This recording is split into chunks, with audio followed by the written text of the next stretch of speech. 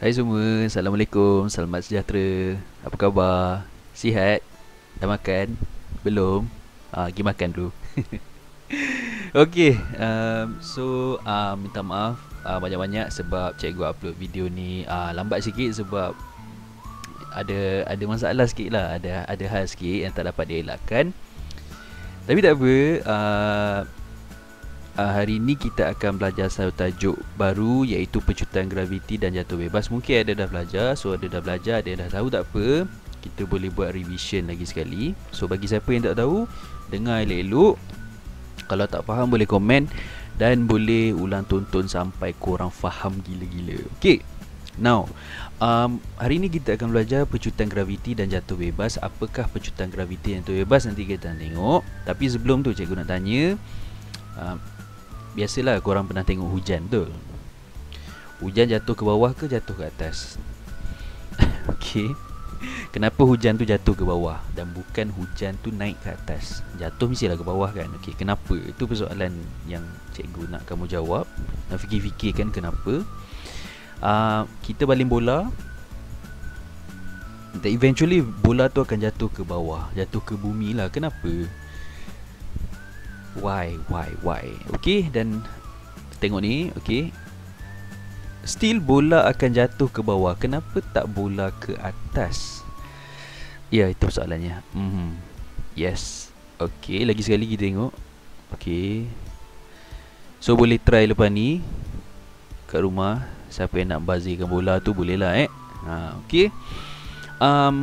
So kenapa hal ini berlaku dan kenapa objek dia akan jatuh ke bawah? Okay, so objek akan jatuh ke bumi kerana wujudnya satu daya yang kita panggil daya graviti.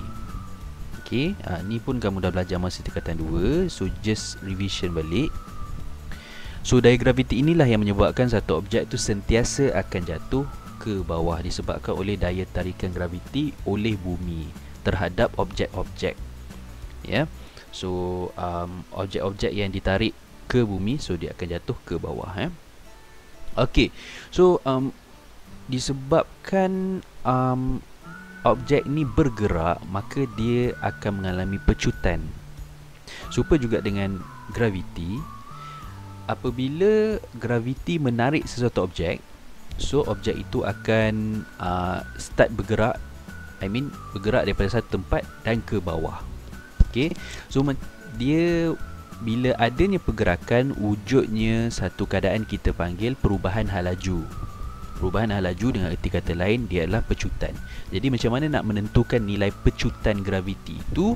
So ada satu eksperimen dalam buku teks, kamu boleh rujuk muka surat 240, buku teks sains tingkatan 4. So di situ adalah ada cara-cara macam mana kita nak buat eksperimen berkaitan menentukan pecutan graviti. Okay, now bila kita sebut pasal graviti, soalan yang ditanya, berapakah nilai pecutan graviti tersebut? Maksudnya berapa hal laju objek tu bergerak disebabkan oleh graviti. Okey, nilai dia adalah 10 meter per saat, iaitu 10 meter kuasa 2. Okey, next kita akan tengok, andai kata cikgu ada satu biji bola dan cikgu ada bulu pelepah. Okey, so persoalannya, objek mana yang akan sampai ke bumi terlebih dahulu jika cikgu jatuhkan daripada satu tempat yang tinggi? Okay, so of course lah kita akan jawab bola bowling. Okay, tapi cuba tengok satu video yang akan ditunjukkan ini, ya.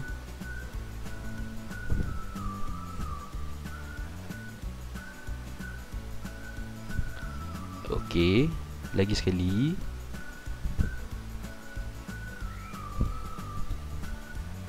Okey, untuk kali yang ketiga.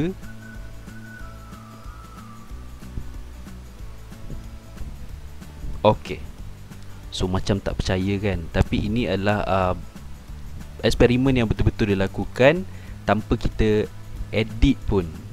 Tak edit pun video ni, tak edit pun. Okey, Memang eksperimen yang telah dilakukan. Okey, nama eksperimen ini kalau boleh Google adalah eksperimen Galileo eksperimen ya. Okey. So, sesuatu objek yang jatuh akibat tindakan daya graviti sahaja dikenali sebagai jatuh bebas. So, jatuh bebas adalah satu keadaan di mana objek itu jatuh hanya disebabkan oleh graviti tanpa melibatkan daya-daya yang lain ya. So, objek yang mengalami jatuh bebas mempunyai pecutan graviti yang sama. Berapa pecutan graviti ni? 10 meter per saat. So, tanpa mengira jisim dia berapa berat dia, berapa jisim dia, dan tanpa mengira bentuk, dalam keadaan, syarat dia dalam keadaan vacuum. Vacuum ni dalam keadaan tiada udara. So, pecutan graviti dia adalah sama. Okey, tengok lagi sekali. Tanpa mengira berapa jisim objek tersebut dan apa bentuk objek tersebut, objek ini memecut dalam keadaan 10 meter per saat. So that's why jatuhan dia sama. Dengan syarat objek ini berada dalam keadaan vacuum, dalam keadaan tiada udara. So ini adalah satu kawasan makmal di mana udara dikeluarkan. Semua udara ini dikeluarkan ya daripada kawasan ini. Okey, kita akan tengok next. So mengapa kertas yang dilepaskan daripada atas dia akan jatuh juga tapi lambat berbanding objek yang bola ke? Okay, kenapa? Okay, dan kenapa kita tengok dia melayang? Okay, ini disebabkan oleh dalam kehadiran udara, kertas tidak mengalami jatuh bebas. Sebab apa kertas tak mengalami jatuh bebas? Kerana kertas tersebut bukan sahaja jatuh disebabkan oleh daya graviti, tetapi juga dia dipengaruhi oleh rintangan udara. So apa pula rintangan udara ni? Okey, rintangan udara adalah satu kita panggil satu daya lah, satu daya yang mana bertindak yang bertentangan dengan daya graviti. Kalau daya graviti dia bertindak ke bawah, tapi rintangan udara ni dia bergerak ke atas kerana di sekeliling kita terdapat zarah-zarah udara. So zarah-zarah udara tu akan menyebabkan rintangan udara. So dia akan menyebabkan seseorang tu bila jatuh dia akan jadi slow. Banyaklah kegunaan sebenarnya rintangan udara ya. Okey. Cikgu ada satu situasi di mana cikgu melepaskan bola daripada atas, dan of course dia akan jatuh ke bawah. Dan kalau kamu perhatikan, bola tersebut asalnya dia dalam keadaan tidak bergerak, dan kemudian bila dia jatuh dia akan mengalami perubahan hal laju ya. So bila kita collect data ni, okay, dalam bentuk nombor-nombor, kita akan bina satu graf yang kita panggil graf hal laju masa. Okay, so hal laju melawan masa. So apa yang kita boleh katakan pasal graf ni? Sebelum dilepaskan, hal laju objek adalah sifar. Okay, hal laju objek ni sifar. Objek berada dalam keadaan pegun, so that's why hal laju dia kosong. So semakin lama masa, hal laju dia semakin bertambah. Okay, apabila objek dilepaskan, hal laju objek bertambah dengan seragam. Okay, sama je dia bertambah. Dan ingat balik hal laju masa, okay, kecerunan graf mewakili pecutan objek tersebut, dan pecutan inilah kita kenali sebagai pecutan graviti. Okey, simple saja. Dan cikgu buat lagi satu graf, iaitu graf sesaran masa, sesaran melawan masa. Okey, berapa objek ini tersesar ataupun berapa jauh dia pergi. Okey, so kita akan dapati graf ini dalam keadaan melengkung. Kenapa graf ini melengkung? Okey, jom kita tengok. Sebelum dilepaskan, sesaran objek tu adalah sifar. Objek berada dalam keadaan pegun. Okey, fine. Objek tak bergerak. Okey, tengok pula dia semakin menaik . Kenapa? Sebaik-baik sahaja objek itu dilepaskan, objek itu bergerak dengan hal laju yang kecil. Hal ini dapat kita lihat melalui nilai kecerunan yang kecil. Okey, fine. Dia semakin bergerak, tapi dia slow dulu. Nampak tak? Dia bergerak tapi slow. Lama kelamaan, semakin lama masa, dia bergerak dengan laju. Maksudnya terdapat perubahan hal laju di sini. Okay, dia bergerak semakin lama semakin laju. So that's why graf dia melengkung. Okay, ketika jatuh bebas, objek bergerak dengan hal laju yang lebih besar daripada hal laju awal. Hal ini dapat kita lihat melalui nilai kecerunan graf yang lebih besar. Okey, nampak tak? Dia semakin cerun. Okey. Situasi yang kedua. Tadi cikgu lepaskan bola daripada atas, sekarang cikgu lambung pula bola tu. Kalau kamu perasan, hal laju dia ada hal laju awal dia. Okey, dan sampai satu tahap di mana bola itu akan berhenti dan dia akan jatuh balik. Nampak tak? So dia laju, kemudian dia semakin slow dan dia turun balik. Okey, jom kita analyse graf dia macam mana. Cikgu plotkan graf hal laju masa, hal laju melawan masa. Okey, apa yang kita dapat simpulkan daripada graf ni? Okey, apabila objek dilontar ke atas, objek mula bergerak dengan hal laju. Okey, dia start dengan sini sebab dia ada hal laju sebenarnya, tapi kita boleh isi berapa kita boleh isi, 10 meter ke 20 meter ke, bergantung pada berapa laju kita lambung. So mula-mula dia ada hal laju.